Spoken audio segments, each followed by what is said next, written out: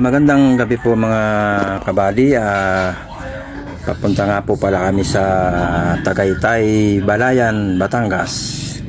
So medyo hating gabi na po kami nakarating dito sa Batangas. Inumaga na po kami ng uwi nito kasi yung receiving namin is na umabot na ng 10 PM. So kaya ang nangyari sa amin na inumaga na kami ng uwi nito. So sa lahat ng mga kasalubong ko dyan sa daan, ingat-ingat po kayo mga bali, at saka lagi po tayong maging defensive driver at lagi po tayo magbaon ng mahabang pasensya, dahil siyempre yung mga nakakasalubong natin at saka mga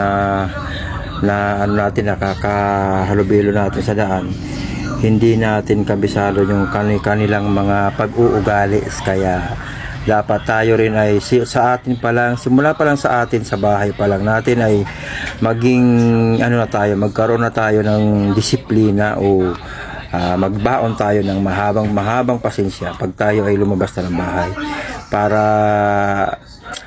hindi tayo magkaroon ng alikan sa daan. Kasi hindi, alam mo naman, mainit yung mga kapwa natin driver, lalo na pag nagkasagihan kaya nagkaagitan. Dapat po tayo ay magpasensyahan po. Kung maliit lang na bagay po tayo, kung kaya naman po pag-usapan na lang po, para hindi na ay lumala o humantong pa sa pulis o sa barangay.